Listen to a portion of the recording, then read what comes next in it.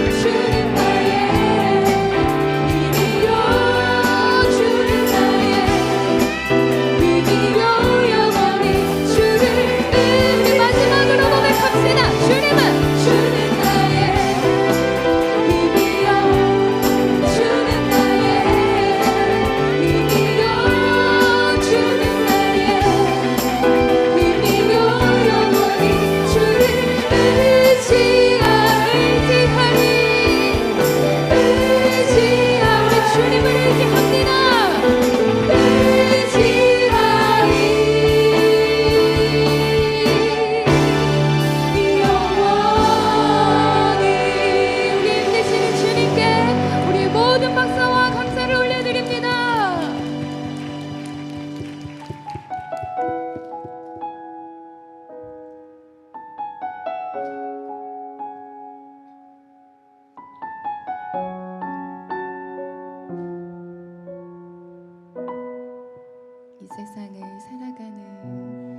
이 세상을 살아가는 동안에 나의 힘을 의지할 수 없으니 기도하고 낙심하지 말 것은 주께서 참 소망이 되시리라. 한 번 더 고백할까요? 이 세상을 살아가는 동안에 나의 힘을 의지할 수 없으니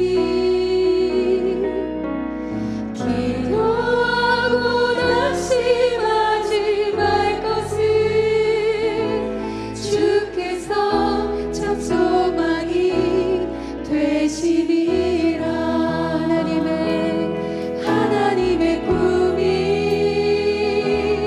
나의 비전이 되고 예수님의 성품이 나의 인격이 되고 성령님의 권능이 나의 능력이 되길 원하고 바라고 기도합니다.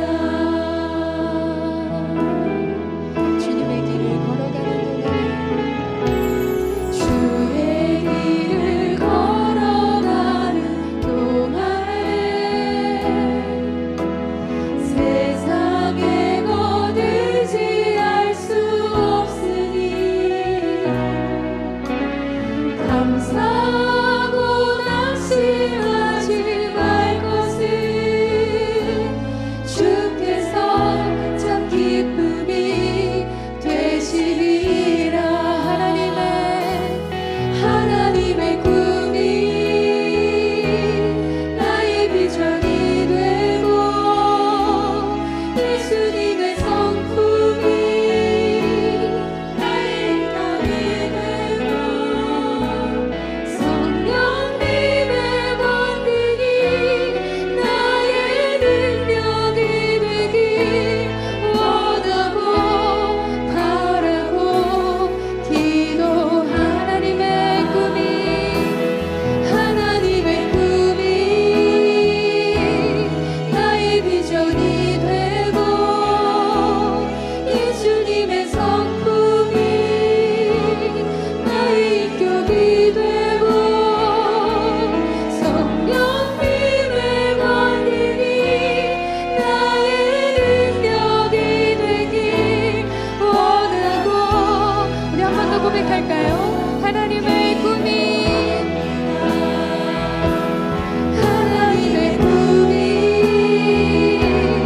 나의 비전이 되고 예수님의 성품이 나의 인격이 되고 성령님의 권능이 나의 능력이 되길 원하고 바라고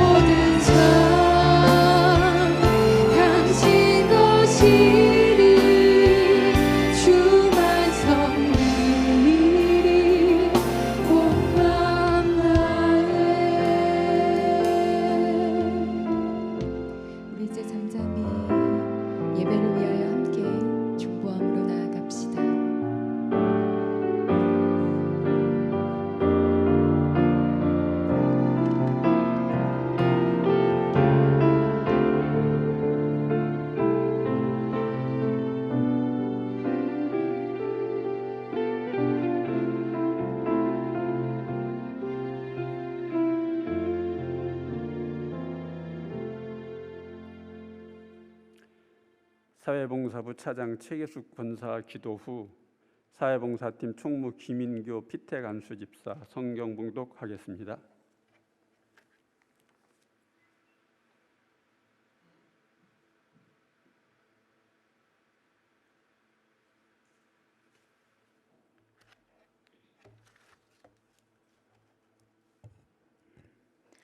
사랑과 은혜의 하나님, 오늘 뜨거운 성령의 열기로 가득 찬 성령 강림주일로 성령 안에서 기도하고 찬송하며 말씀을 사모하여 은혜 받게 하시고 오후 예배를 환경 선교 기념 예배로 한자리에 모여 예배드리게 하심에 감사드립니다. 이 시간 찬송과 영광과 존귀를 받으시옵소서.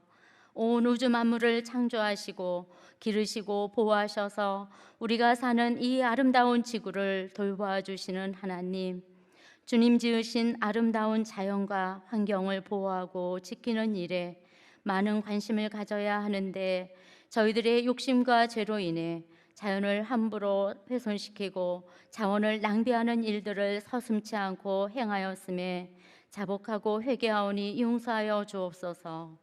우리가 환경을 파괴하고 기후변화를 일으키는 일들을 멈추고 지구를 사랑하고 보호하는 일에 앞장서게 하시며 일상생활 속에서 환경을 위해 더 나은 선택을 할 수 있도록 순간순간 지혜를 주옵소서. 하나님이 지으신 모든 것을 보시고 보시기에 참 좋았다라고 말씀하신 것처럼 그 아름다운 자연과 환경, 피조물들을 잘 관리하여 유지해 나가도록 작은 일부터 실천하게 하옵소서.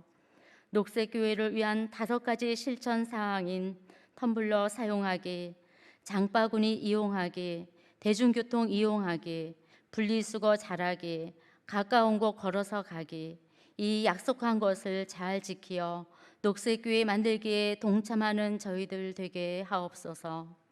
지구 생태 용량 초과로 생태 자원을 모두 소진한 결과 전 세계에 폭염, 산불, 홍수, 폭설, 태풍이 일어나 큰 피해들이 속출하여 큰 위기를 맞고 있습니다. 국내에서도 가뭄과 집중호우 피해 소식과 함께 이상 고온으로 농장 동물과 양식 어류들의 집단 폐사 소식이 잇따라 전해지며 3월에 큰 산불로 인해 여기저기서 신음하는 탄식 소리가 들려옵니다. 탄소를 줄이기 위해 음식물 쓰레기를 줄이고 육류 소비를 줄여 자연 친화적 삶을 살아가는 것이 지구를 살리는 작은 실천임을 깨닫게 하옵소서. 하나님, 환경 선교를 위해 일하는 모든 사람들을 축복해 주시고 그들이 지구의 미래를 위해 헌신하고 노력하는 일에 지혜를 더하시며 우리도 환경 보호를 위한 실천을 하게 하시어 좀 더 나은 아름다운 자연, 아름다운 세상을 만들어 가도록 힘쓰게 하옵소서. 이 시간 말씀 전하시는 실천신학대학원 대학교 총장이신 노영상 목사님, 위기의 지구란 제목으로 꼭 필요한 말씀 전해 주실 때 아멘으로 화답하게 하시고 성령 충만으로 하나님께 영광 돌리고 서로가 은혜 받는 귀한 시간 되길 원합니다. 특송으로 올려드리는 실버 아카데미 11제자의 찬양을 기쁘게 흠양하실 줄 믿으며 온 우주 만물을 창조하시고 참 좋았다라고 말씀하신 생명의 근원 되신 예수님의 이름으로 기도드립니다. 아멘.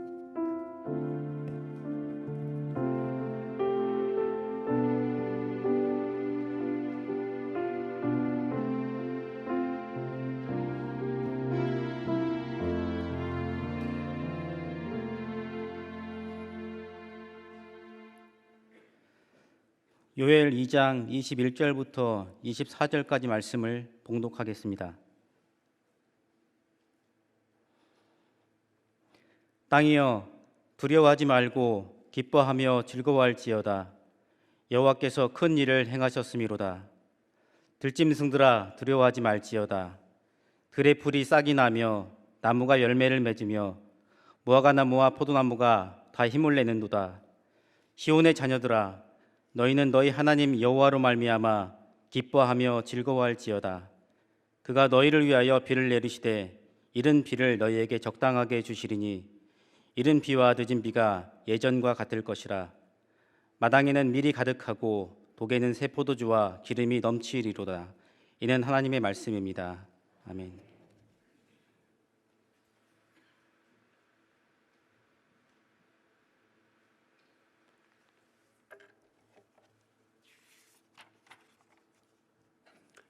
네, 우리 교회의 어른이신 실바 아카데미 열한제자 특송 후 실천신학대학원 총장 노영상 목사님, 위기의 지구 제목으로 하나님 말씀 선포하실 때 마음속 깊이 새기는 시간 되시길 바랍니다.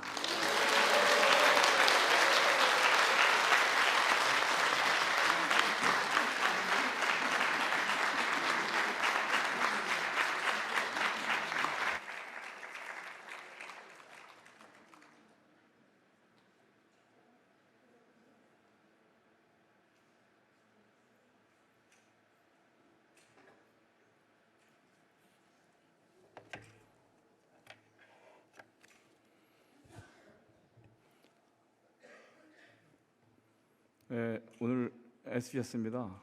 이게 다 90세 넘으신 거 같이 보이는데, 저희 어머님이 작년 말에 이제 돌아가셨습니다. 한 100세에 돌아가셨는데 80 넘으시면서부터 교회 혼자 다니는 게 쉽지 않으시더라고요. 그래서 여기 90 넘으셨는데 이렇게 나오시는 거 보면 저희 어머님이 100세 사셨으니까 120세 사실 것 같이. 아이, 저희 어머니 이제 80세 그 이후에는 힘들었어요. 교회 나가는 게.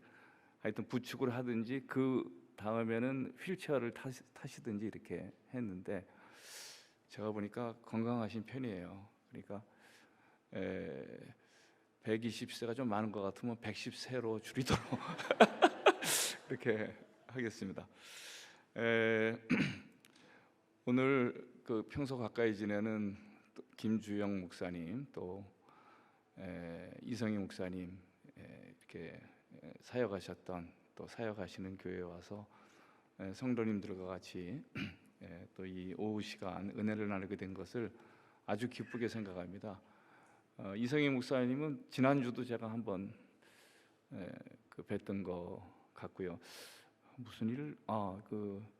그때도 장례식 때 선교사님 한 분이 네팔 선교사님 한 분이 이제 돌아가셨어요. 그래서 아주 열심히 일했던 그 선교사님인데 그때 오셔서 이제 설교해 주시고 저도 그 예배에 참석했기 때문에 같이 만났고 그 전주에는 또 그 기독교 AI 위원회라고 그 아티피셜 인텔리전스니까 인공지능에 대한 무슨 위원회가 한 게 있습니다. 그래서 거기에서도 만났고 하여튼 즐거운 만나고 또 김주영 목사님도 자주 만나는 그러한 사이인데 오늘 함께하게 된 것을 정말 영광으로 생각합니다.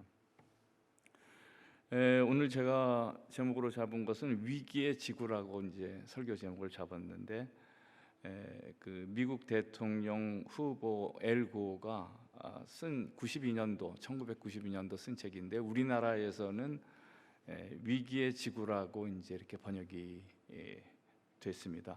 원래 영어 제목은 Earth in Balance라고 균형 잡힌 지구라는 그러한 그 제목이거든요. 근데 한국에서는 위기의 지구라고 번역이 돼서 거기에 따라서 제가 오늘 제목을 위기의 지구라고 잡아봤습니다. 엘고는 미국의 대통령 후보까지 된 사람인데 이제 근소한 차이로 떨어졌잖아요. 그래서 환경을 화두로 해서 정치를 했던 사람입니다.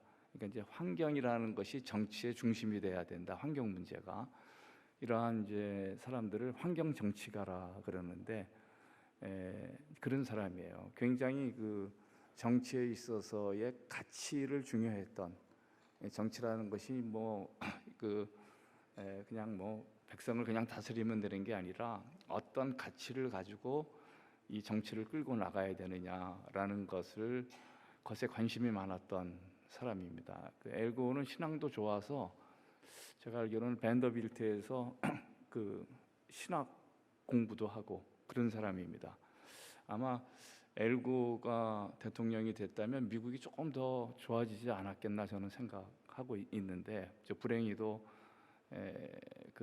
되지는 못했습니다. 이제 그런 것인데 결국 지금 지구는 위기를 향해서 이제 치닫고 있습니다. 우리가 믿든 말든 지구가 위기를 향해서 치닫고 있다라는 것은 불편한 진실이 지금 되고 있습니다. 그래서 이 불편한 진실이라는 것도 엘고가 쓴 책 제목 가운데 하나인데 An Inconvenient Truth라고 우리가 믿든 말든 지금 위기로 다가오고 있다라는 거죠. 지구의 환경 위기가.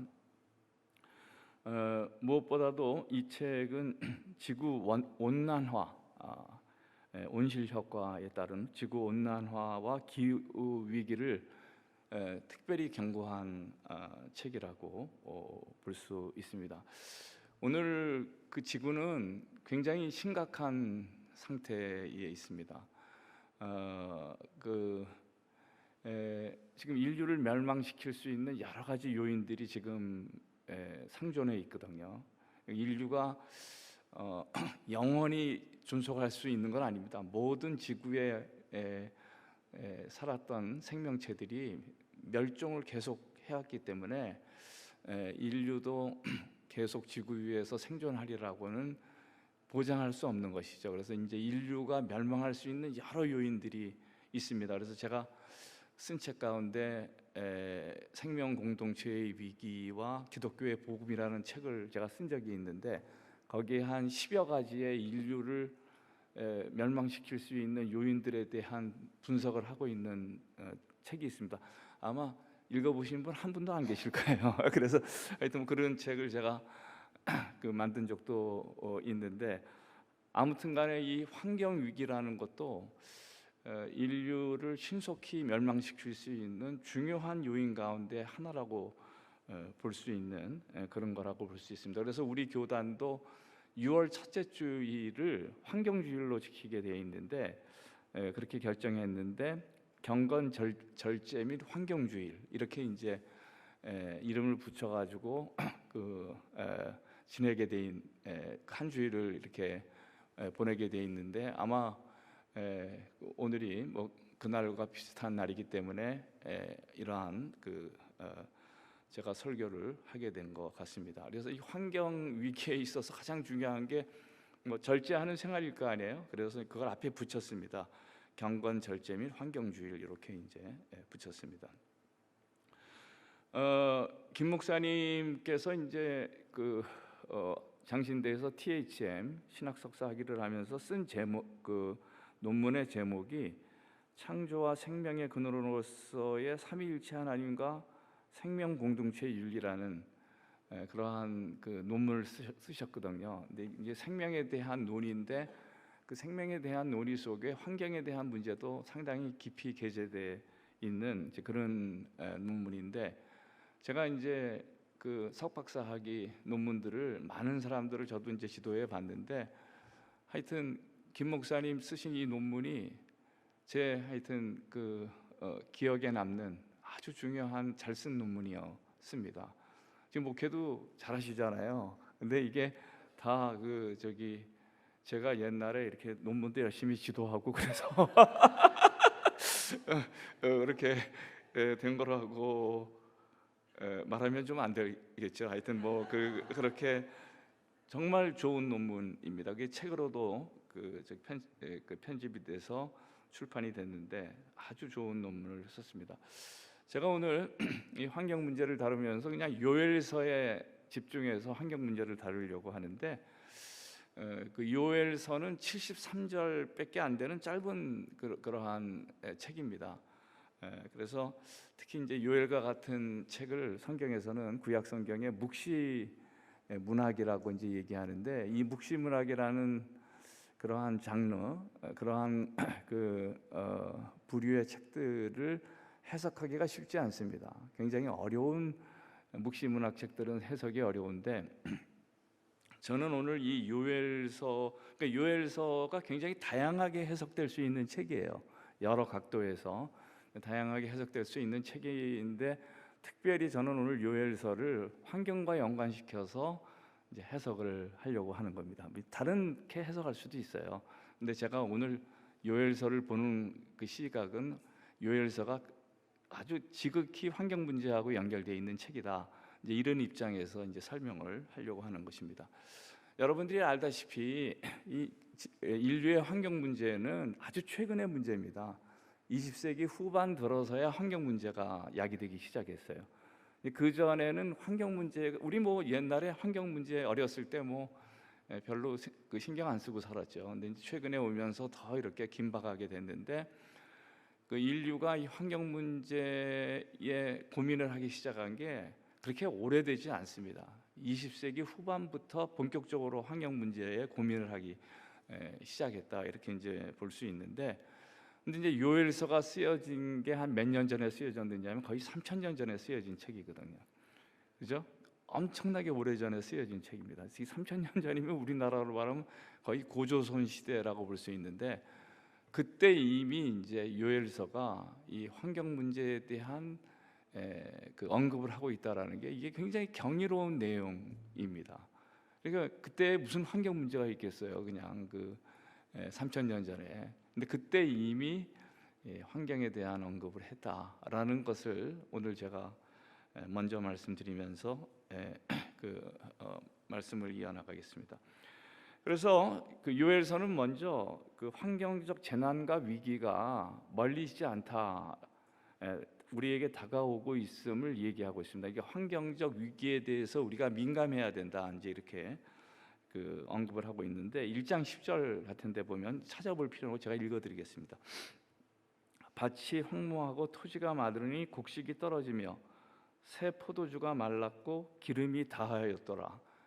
이제 이거를 굉장히 영적으로 상징적으로 해석할 수도 있습니다. 근데 저는 그냥 있는 그대로 해석하려고 하는 거거든요. 그러니까 요엘이 뭘 얘기하느냐면 밭이 황무해졌다라는 거예요. 그죠? 요새 최근에 이제 환경 문제는 그냥 기후 위기, 그 기후 변화의 문제로 다 집약됐거든요. 옛날에는 환경 문제가 뭐 공해나 오염 이런 등등의 문제로 다뤘는데 요새는 이제 다 환경 문제 하게 되면 뭐만 다루면 됩니까? 요새 환경 문제가 아주 간단해졌어요. 뭐에 대한 문제만 다루면 돼요? 기후 위기가 환경 문제의 모든 것이 답니다. 그렇게 돼 있는데 우리나라도 지금 기후 위기의 지금 전 세계가 기후 위기의 상황에 있으면서 지금 굉장히 비가 많이 오던 지역이 안 오고 또 어떤 지역은 또 홍수도 나고, 그러니까 기상 이변이 엄청난 지금 상황 가운데 있습니다. 그러니까 결국 비가 안 오니까 어떻게 되는 거예요? 밭이 황무해지고 황폐해지고 토지가 말랐다. 이 토지가 말랐다라는 것은 가뭄 현상을 얘기하는 거 아니에요? 그러니까 이런 것들을 이제 요엘서가 경고하고 있습니다. 이제 그럴 날이 온다. 어떤 날이 오느냐? 밭이 황무하고 토지가 마르니. 그럼 그 다음에 어떤 현상이 이어지는 거예요? 그렇게 돼가지고 곡식이 떨어지고 새 포도주가 마르게 될 것이다. 그러니까 식량 위기가 온다라는 겁니다. 그러니까 이게 밭이 제대로 기능을 하지 않고 비가 제대로 내리지 않으니까 식량 인간이 먹어야 되는 것이 감소되는 것이죠. 식량 위기가 오는 것이죠. 오늘의 똑같은 현상이 지금 야기되고 있는 거거든요. 앞으로 이 인류는 굉장히 심각한 식량 위기 하에 있을 거라고 지금 다 생각하고 있습니다. 기상 이변으로서 지금 그래도 다 먹고 사는데 어쨌든 그냥 한 끼라도 다 먹고 사는 거 아니에요, 인류들이.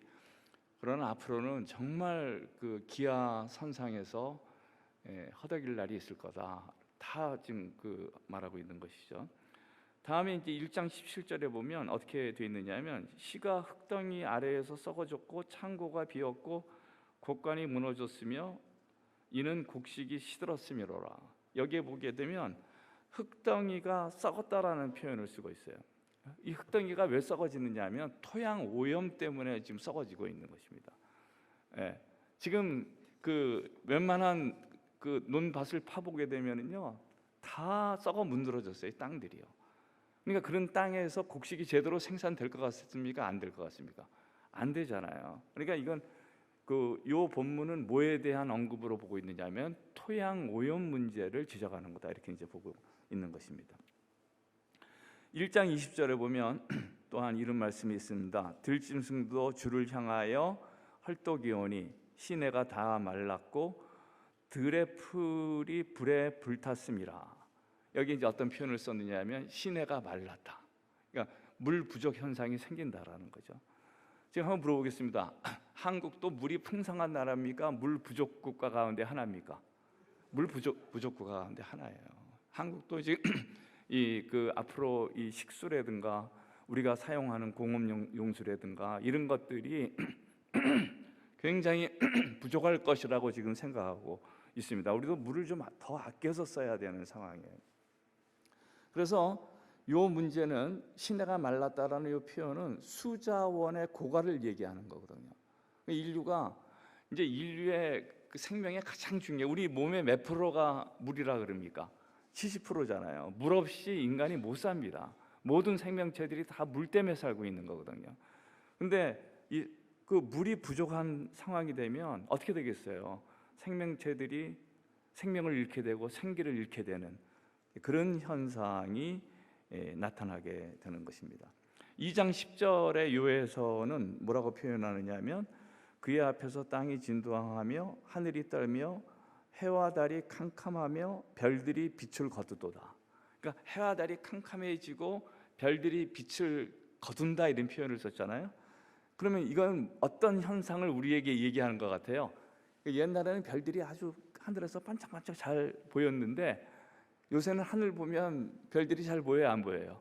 잘 안 보이잖아요. 그럼 이러한 현상은 뭐 때문에 그런 거냐면 대기 오염과 관계되어 있는 걸로 지금 생각하고 있는 겁니다. 대기 오염과 스모그 현상. 예? 지금 우리나라는 좀 그래도 좀 좋아졌어요. 대기 오염이 심한 나라가 어디가 심하냐면 중국도 심하고 몽골이 또 굉장히 심해요. 석탄을 많이 떼기 때문에. 예. 하여튼 잘 이제 하늘에 뜨는 별들도 보기 힘든 그런 정도의 지금 대기 오염의 어려움을 인류가 갖고 있는 것입니다. 2장 20절 이런 말씀이 있습니다. 서해로 들어갈 것이라 상함 냄새가 일어나고 악취가 오르리니 이는 큰 일을 행하였음이라 하시리라. 이제 서해로 들어가 봤더니 우리나라도 동해보다는 어디가 더 오염돼 있습니까? 서해가 더 오염돼 있어요. 서해가로 들어갔더니 어떠냐 하면은 상한 냄새가 나고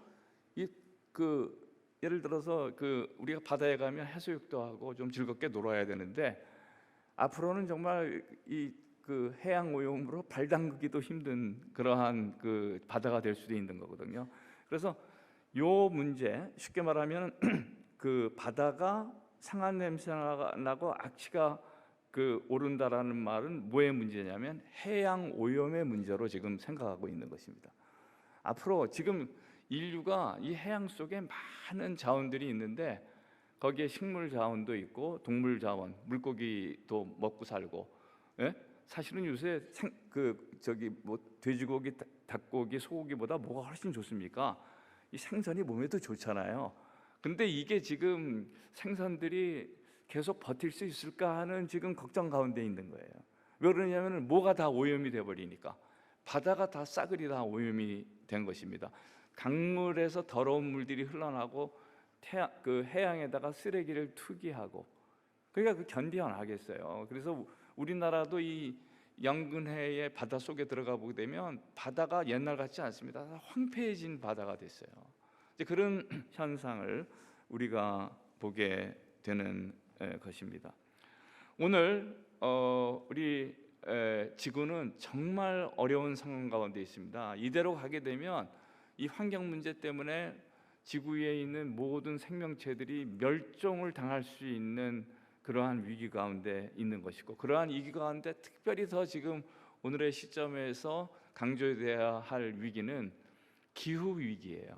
이 클라이머트 크라이시스라는 여기에 대한 우리가 지금 노력을 많이 하고 탄소 제로 운동도 하고 노력도 많이 합니다만은 잘 막아지질 않고 있습니다. 계속 올라가고 있는 거예요. 해수면도 상승하고 기상 이변도 일어나고 농작물 감소하고, 예? 온도가 지금 인도 이런 데에는 40도가 뭐예요? 50도 가까이 막 온도가 올라가는 거 아니에요? 예? 40도만 돼도 참기 힘듭니다. 근데 이게 40 몇 도 이렇게 되게 되면은요, 정말 일하기 힘든 그런 데가 되는 것이죠. 그런 현상이 결국 기후 위기로 인류가 멸망하는 거 아니냐라는 아주 긴박함 속에서 살고 있는 우리라고 볼 수 있습니다. 그러면 이러한 기후 위기 또는 환경 위기 가운데 우리는 어떻게 해야 될 거냐? 거기에 대한 처방을 뭐가 얘기하고 있느냐면 요엘서가 얘기하고 있어요. 어떤 우리가 처방을 갖고 이 기후 위기나 환경 위기를 대처해야 할 것이냐? 첫 번째, 요엘서 1장 5절에 보면 취하는 자들아 너희는 깨어 울지어다. 포도주를 마시는 자들아 너희는 울지어다. 이는 단 포도주가 너희 입에서 끊어졌음이니라. 이렇게 이제 말하고 있습니다. 그러니까 이 환경 위기에 대한 처방, 대책으로서 뭐를 얘기하고 있느냐 하면 요엘서는 일단 개개인들이 깨어 우는 게 필요하다라는 거예요. 예? 여기에 대해서 심각성을 느끼고 이래서는 안 되겠다. 좀 회개하는 마음을 가지고 울면서 회개하는 그러한 삶의 변화를 추구하는 그러한 뭔가 오늘의 삶에서 돌이키고자 하는 그러한 하여튼 그 심각성을 그 마음속에 가져야 된다라는 것을 얘기하고 있습니다. 그래서 옛날에는 뭐 포도주 마시고 그저 진탕 먹고 이랬지만은 이러한 낭비적이고 방탕한 생활을 해가지고는 절대 안 된다라는 거예요. 그러한 낭비적이고 방탕한 삶으로부터 돌이켜가지고 뭔가 경건하고 절제하는 그러한 우리가 그래서 이제 경건 절제 환경주의로 지금 하고 있는 거 아니에요? 그러니까 그러한 절제하는 삶이 필요하다. 그 절제하는 삶을 위해서 우리가 뭔가 오늘의 삶을 돌이켜야 된다.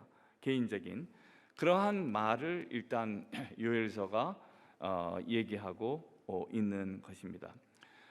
더 이어서 요엘서는 2장 12절에서 여호와의 말씀에 너희는 이제라도 금식하고 울며 애통하고 마음을 다하여 내게로 돌아오라 하셨나니.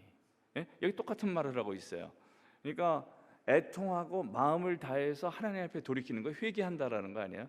회개라는 게 어떤 가는 길을 멈추고 다시 그 방향을 다른 방향으로 해서 가게 되는 것을 회개라 그러거든요. 그러니까 우리가 여태까지는 하나님과 멀리 떨어져 있는 삶을 살았지만 이제는 그렇게 해서는 안 된다. 하나님의 명령을 준행하고 하나님과 더 가까이 생활하면서 뭔가 우리의 삶을 돌이키는데 그 돌이키는 데 있어서 아주 중요한 것을 얘기하고 있습니다. 뭘 해야 되느냐 하면 금식을 하면서 돌이켜야 된다라는 거예요. 이 금식이라는 것도 일종의 뭐의 것 중에 하나냐 하면 절제 가운데 하나예요. 특히 음식 절제를 해야 된다라는 거예요.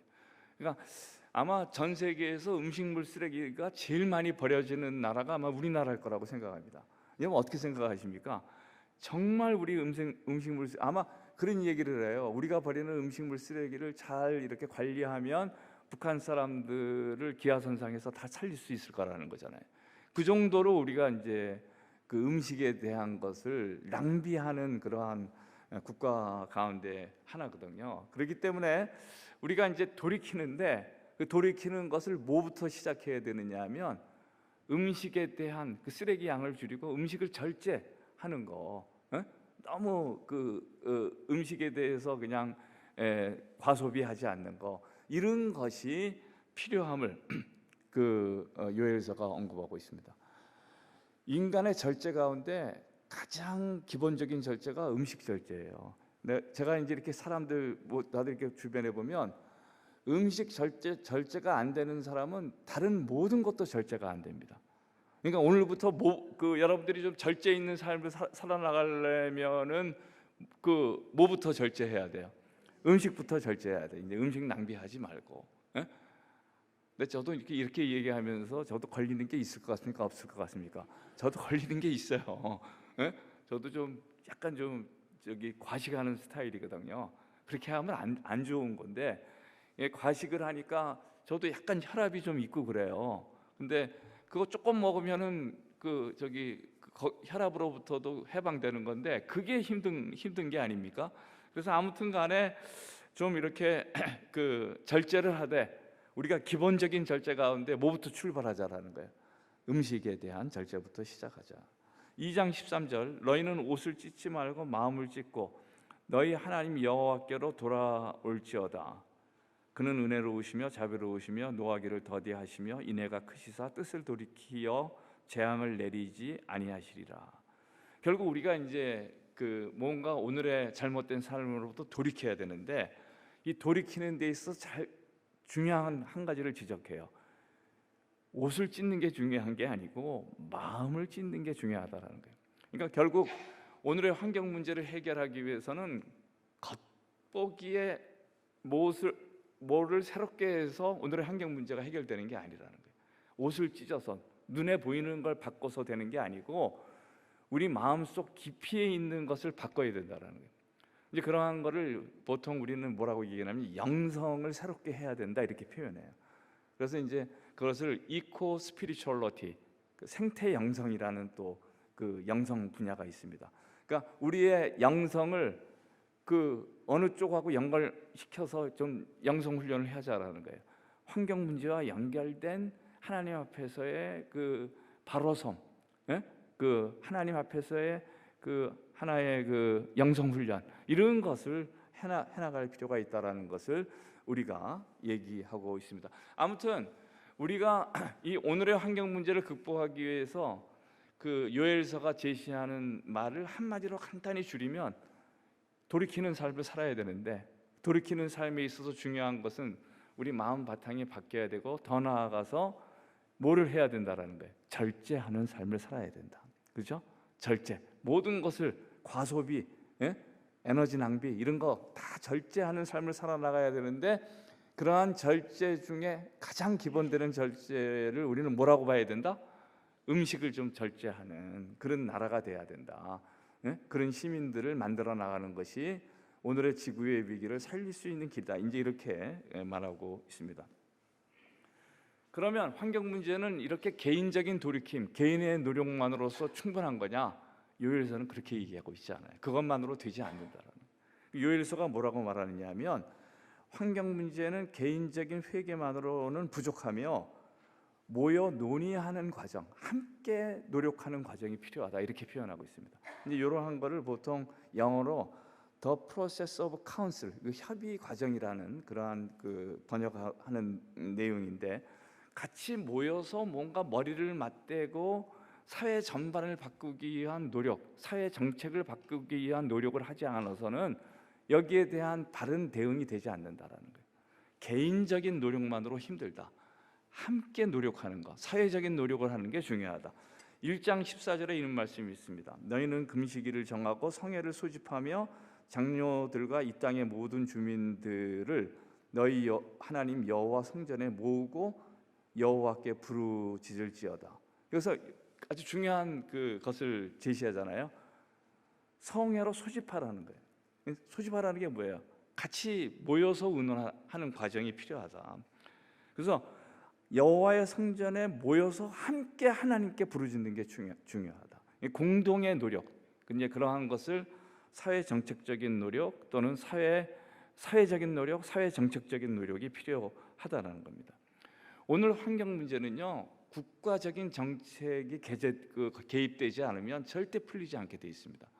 그러니까 오늘의 이 정치 구조가 바뀌어야 되고요. 그래서 엘고가 환경 정치를 한 거 아니에요? 그다음에 경제가 환경과 친화적인 경제 정책을 펴야 돼요. 이제 그러한 것을 우리는 보통 뭐라고 말하느냐면 환경 정치, 환경 경제 이렇게 표현합니다. 그러니까 사회 구조를 그리고 오늘의 우리가 가지고 있는 이 법제화된 법의 내용들을 환경에 도움이 되는 내용들로 많이 바꿔야 될 게 지금도 한국도 굉장히 많습니다. 이제 그러한 것을 같이 노력하는 것이 필요하다라는 것을 요엘서가 얘기하고 있습니다. 2장 16절, 백성을 모아 그 모임을 거룩하게 하고 장로들을 모으며 어린아이와 젖 먹는 자를 모으며 신랑은 그 방에서 나오게 하며 신부도 그 방에서 나오게 하며. 여기에 보게 되면 어떤 표현을 쓰느냐면, 오늘의 환경 문제를 해결하기 위해서는 백성을 모아야 된다라는 거예요. 뜻을 합해야 된다. 그러니까 사회적인 문제로 그 문제를 생각해야 된다라는 거예요. 백성을 모으는 것이 우리에게 필요하다라는 것을 얘기하고 있습니다. 그런데 백성을 모으는데 어떻게 모아야 되느냐면 장로도 오고 소아도 오고, 그 다음에 신랑도 오고 신부도 오고. 그러니까 그걸 간단히 사자성어로 말하면 남녀노소 상하기천에 상관없이 모든 사람들이 다 모여서 노력을 해야 된다는 거예요. 한 사람의 노력만으로는 절대 안 된다. 개인적인 노력만으로는 안 된다라는 거예요. 그렇기 때문에 이 환경 문제는요, 뭐가 제일 중요한 거냐면 함께 참여하는 운동이 중요해요. 함께 하는 운동. 오늘 그러한 것을 위해서 이러한 우리가 환경주의에 대한 노력도 하고 있는 거 아니에요. 교육도 같이 하고. 그런 함께하는 운동, 그러니까 누구나 능동적 참여자가 돼야 된다는 거예요. 수동적 방관자가 돼서는 안 되고 거기에 참여해서 노력해야 된다는 거예요. 이제 그것을 여기에서 얘기하고 있습니다. 지금 그럼에도 불구하고 요엘서는 오늘 우리에게 뭐를 강조하고 있느냐 하면 그럼에도 불구하고 이 오늘의 환경 문제는 그 환경의 위기를 인류가 어떻게 막을 수 없는 상황으로 계속 전진하고 있다는 것을 그럼에도 불구하고 경고하고 있어요. 예? 지금 우리의 손에서 벗어난 것이 아니냐. 뭔가 이렇게 개인적인 노력도 해보고 사회적인 노력도 해보는데 그럼에도 불구하고 이 환경 위기라는 것이 점점 더 심해지는 것이 아니냐, 점증되는 것이 아니냐, 이렇게 이제 표현하면서 1장 15절에 아주 비관적인 얘기를 합니다. 그 요엘서가 어떻게 얘기하느냐 하면 슬프다 그날이요 여호와의 날이 가까웠다라는 거예요. 이 여호와의 날이라는 것은 보통 성경에서 여호와의 날 하면 심판의 날을 얘기하는 거예요. 그러니까 다 노력을 하지만은 그럼에도 불구하고 안 되는 상황에 대한 얘기를 요엘서가 얘기하고 있어요. 오늘 우리 상황하고 똑같습니다. 오늘 우리 상황에서 봤을 때에도 환경 문제가 잘 지금 처리가 대책이 잘 세워지고 있어요? 안 세워지고 있어요? 잘 안 되고 있는 거 아니에요? 그래서 우리도 지금 슬퍼할 수밖에 없는 상황이고 하나님의 심판이 우리에게 지금 오는 것이 아니냐, 이렇게 지금 고민하고 있는 겁니다. 곧 멸망같이 전능자에게서 이른다. 이제 멸망이 지금 오고 있다. 여러 노력도 해보지만 그럼에도 불구하고 멸망이 우리 문 앞에 있는 게 아니냐, 이런 표현을 쓰고 있습니다. 2장 31절 여호와의 크고 두려운 날이, 여호와의 크고 두려운 날이 심판의 날을 얘기하는 거예요. 이르기 전에 해가 어두워지고 달이 핏빛같이 변하겠다라는 거예요. 그러니까 지금 너무 많은 이러한 노력과 대책에도 불구하고 너무 많은 인류 멸망이나 환경 위기의 징조들이 너무 많이 보이고 있음을 얘기하고 있습니다. 여기에서 이제 뭐라고 얘기하느냐면 해가 어두워지고 달이 핏빛같이 된다. 이게 아까 말하는 대기 오염과도 관계되어 있는 건데, 거기에 대해서 경고하면서 우리가 노력했음에도 불구하고 그 위기를 지금 벗어나지 못하고 있는 그런 상황을 얘기하고 있습니다. 오늘 특별히 우리 이제 대기의 여러 가지 스모그 현상이라든가 대기의 오염을 보면서 최근에 미세먼지에 대한, 그죠? 우리 어렸을 때는 중국에서 그렇게 미세먼지가 날라왔습니까? 안 날라왔습니까? 그렇게 고민 안 했어요. 근데 요새는 미세먼지가 중국이 이제 서안이 산업화되면서 얼마나 많이 날라오는지 모릅니다. 그러니까 그러한 것이 이미 멸망의 직전에 있는 현상들이라는 것을 요엘서가 또 경고하는 것입니다. 노력을 함에도 불구하고 안 되는 상황에 대해서 얘기하고 있습니다. 1장 16절 먹을 것이 우리 눈앞에서 끊어지지 아니하였느냐. 아마 제가 보기에는 이것도 하나의 경고인데, 결국 식량의 커다란 위기로서 완전히 우리가 먹을 것이 없어지는 상황을 직면하게 되는 상황이 멀지 않습니다. 지금의 인류에게 있어서. 그럼 어떻게 되겠습니까? 쌀 한 바가지에 100만 원씩 하는 시대가 되면 어떻게 누가 살겠습니까? 그런 시대가 지금 오고 있다라는 것을, 그러한 인류의 대책에도 불구하고 그런 시기가 오고 있음을 요엘서는 경고하고 있습니다. 오늘 우리를 살펴보게 되면은요, 여러 가지 환경에 대한 얘기를 하고 있지만 거기에 대한 충분한 대책이 되고 있지는 않습니다. 곳곳에서 물고기가 떼죽음을 하고 있고, 작은 강이 마르고 있고, 숲이 황폐해지고, 지진이 잦아지고, 과소비가 더 승해지고, 이게 다 막을 길이 없는 지금 상황으로 가고 있는 것입니다. 그러한 상황을 요엘이 얘기하면서 그러면 인류에게 희망이 없는 거냐? 우리가 이렇게 노력했음에도 불구하고 이렇게 안 되는 상황인데 그럼 인류에게는 희망이 없는 거냐? 요엘서가 그렇게 끝나지는 않습니다. 여러 가지 위기의 상황이긴 하지만 그래도 우리에게는 남은 희망이 있다라는 게 없다라는 거예요. 희망이 있다고 얘기할 것 같아요? 희망이 없다고 얘기할 것 같아요?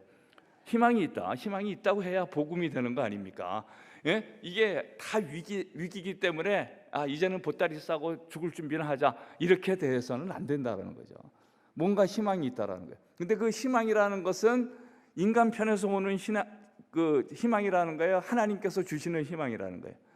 하나님께서 새롭게 하시는 희망이 있다라는 거예요. 그렇게 얘기합니다. 인간의 노력과 힘으로는 안 될지 모르지만 누구의 힘으로는 가능하다라는 거예요. 하나님의 힘으로는 가능하다. 이렇게 이제 얘기합니다. 2장 32절 이렇게 표현하고 있어요. 누구든지 여호와의 이름을 부르는 자는 뭐를 얻는다라는 거예요. 구원을 얻는다. 구원이라는 것이 인간의 노력이나 방편으로 되는 게 아니라는 거예요. 사회 정책으로 되는 게 아니라는 거예요. 우리가 누구를 찾아야 된다는 거예요. 하나님을 찾아야 되고 하나님으로부터 오는 거라는 거예요. 그거를 이제 요엘서가 우리에게 얘기하는 것입니다. 그러면 우리가 여기에 환경 위기에 대한 대안이 나오잖아요. 그럼 우리는 환경 위기 때 뭐를 해야 돼요? 뭐를 해야 된다라는 거예요? 예?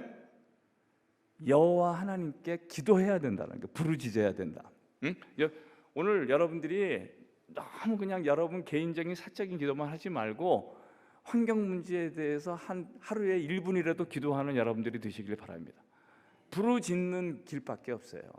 지금 이대로 가면 인류 멸망입니다. 이게 아주 명확한 진리입니다.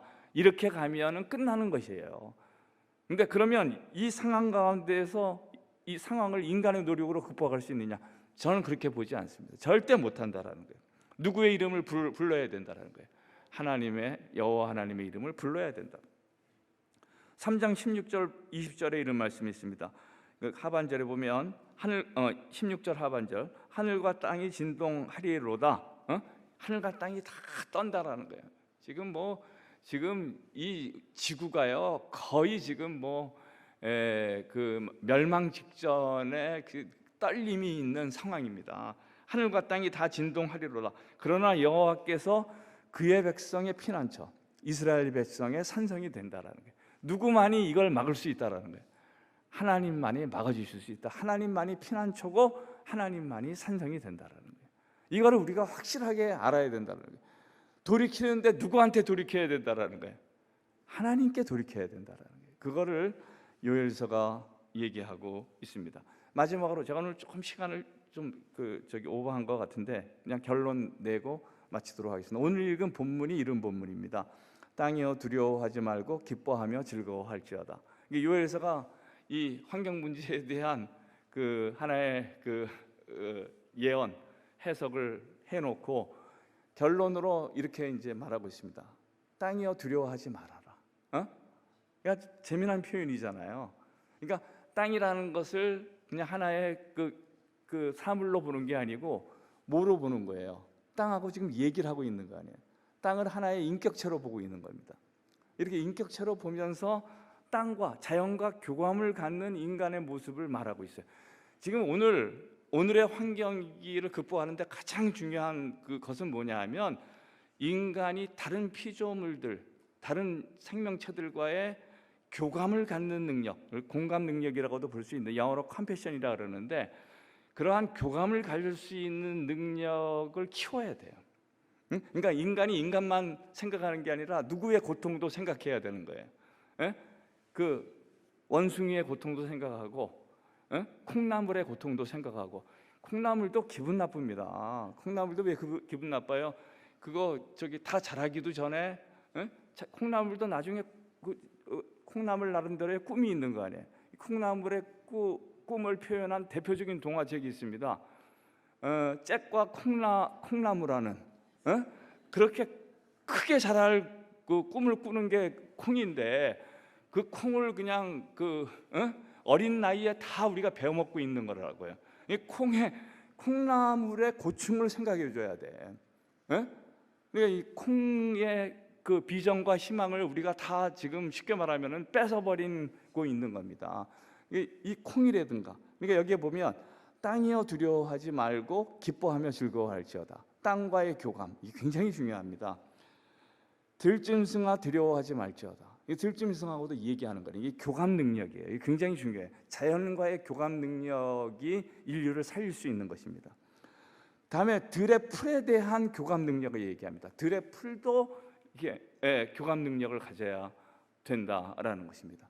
우리가 동물, 식물이라든가 또 그 동물, 식물이 발을 딛고 사는 땅이라든가 여기에 대해서 관심을 갖고 그것과 대화하는 능력을 우리가 다시 한번 회복하는 게요 굉장히 중요합니다. 여러분들이 훌륭한 사람이 되면 될수록 어떤 능력을 갖게 되냐 하면 동물과 소통하는 능력을 갖게 돼요. 오늘 집에 가가지고요 이 강아지 키우는 집들 보게 계시면은요, 개하고 한번 말을 해보시면 돼요. 근데 내가 개하고 말을 했을 때 말이 통한다 하면은 굉장한 능력을 가진 사람이에요. 근데 개가 오라 그래도 와 안 와, 안 오고 가라 그래도 안 가. 이거는 뭔가 개하고 인간 사이에 커다란 단절이 있는 상황입니다. 한번 오늘 집에 가서 한번 해보시라니까요. 그래서 개한테 한번 물어봐야 돼. 뭐라고 물어봐야 되느냐 하면은 너 요새 행복하냐? 한번 데려다 놓고 한번 물어보라니까요. 너 개가 대답을 못하는 게 아니라 다 대답한다니까. 여러분들 대답 안 한다고 생각하니까 못하는 것이죠. 개한테 물어보면 다 대답을 해요. 요새 너 행복하냐? 아, 요새 행복하지 않다. 옆집 개가 나를 좀 무시하고 그래가지고. 아, 그리고 요새 그 개밥이 이게 뭐냐 말이야. 그래서 주려면 가끔 간식도 줘야 되고 맛있는 것도 줘야 되는데 매일 똑같은 거, 너 똑같이 쌀만 먹고 살아봐라 말이야. 개들도 할 말이 없는 게 아니에요. 그러니까 우리가 오늘 집에 가셔가지고 뭐에 능력을 키우셔야 되냐 하면은 개만 키우지 말고 개하고의 교감 능력을 키우셔야 돼요. 응? 왜 개만 키우고 있어? 개가 무슨 장난감이에요.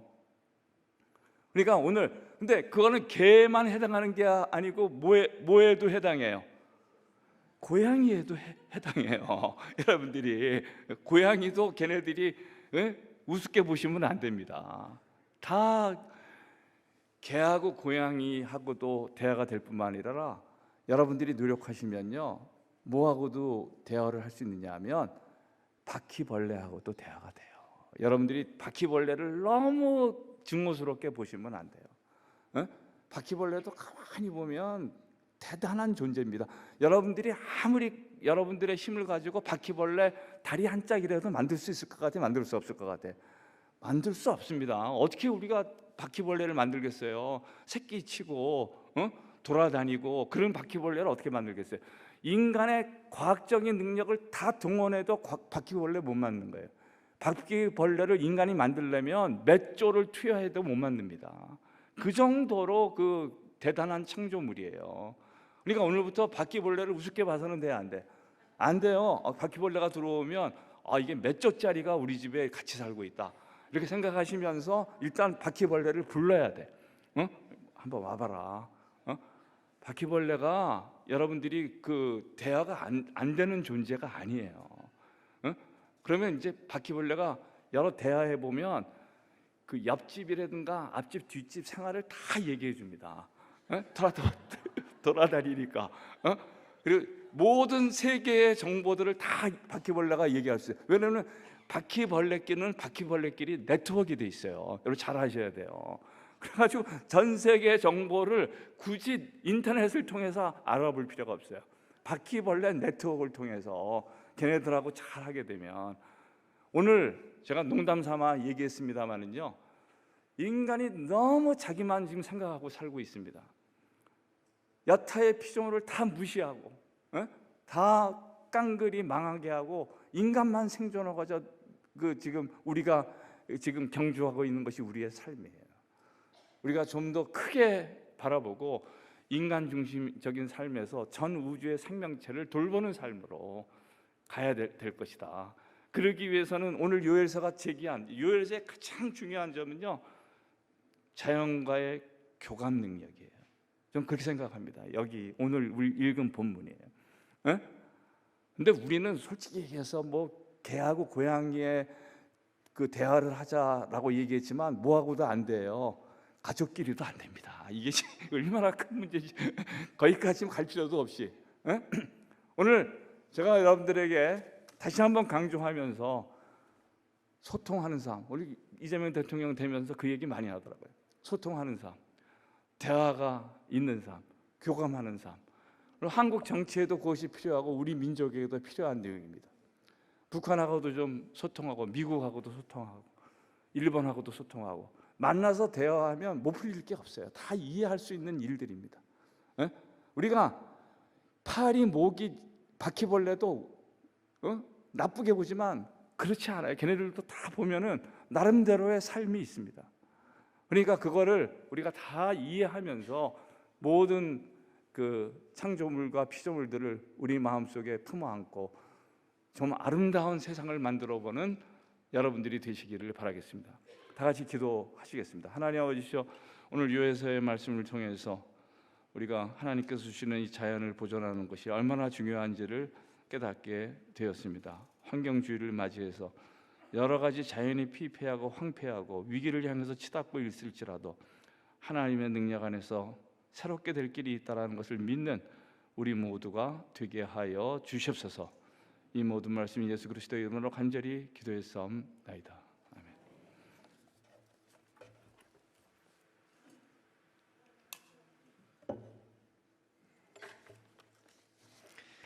네, 귀한 말씀 감사드립니다. 오늘 말씀 주신 것처럼 우리 연동교회가 환경을 사랑하고 하나님께서 주신 이 지구를 아끼며 더 잘 보살펴 갈 수 있기를 간절히 바랍니다. 오늘 여러분 실버 아카데미 11제자 특성 어떠셨습니까? 11 천사 같았습니다. 너무 아름다우셨고요. 너무 잘 하셨습니다. 우리 한 번 더 격려와 감사의 박수 한번 드렸으면 좋겠습니다. 교회 소식 몇 가지 전해드리겠습니다. 위 목사님께서 안식월 가운데 있습니다. 생각나실 때마다 계속해서 위 목사님의 참된 안식을 위해서 함께 기도해 주시길 부탁드립니다. 삼남선교회 수련회가 이번 주 금요일부터 토요일까지 양일간 있습니다. 위에서 기도해 주시길 바랍니다. 사회봉사부에서 15일 그리고 20일 2주간 걸쳐서 사랑의 쌀 나누기를 진행합니다. 여러분들 기도하는 마음으로 힘들고 어려운 이웃들을 생각하며 함께 마음을 모아주시길 바랍니다. 그 외 광고는 주보를 참조해 주시길 바랍니다. 다 같이 자리에서 일어나셔서 함께 결단 찬양 하신 후에 축도로 오늘 예배를 마치도록 하겠습니다.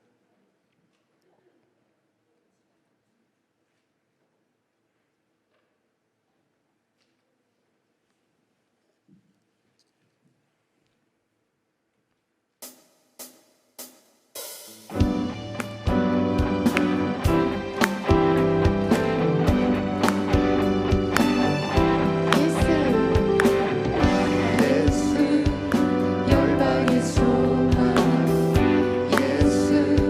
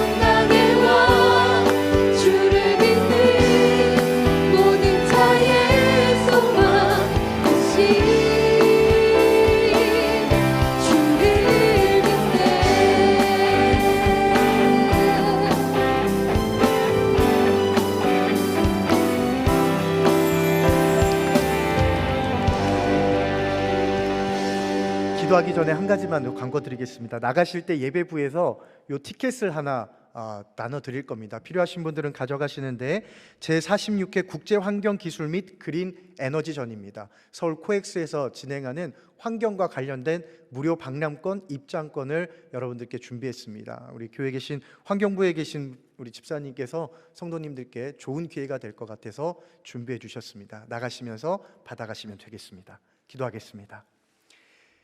여호와는 내게 복을 주시고 너를 지키시기를 원하며 여호와는 그의 얼굴을 내게 비추사 은혜 베푸시기를 원하며 여호와는 그 얼굴을 내게로 향하여 드사 평강 주시기를 원하노라 하라. 아멘.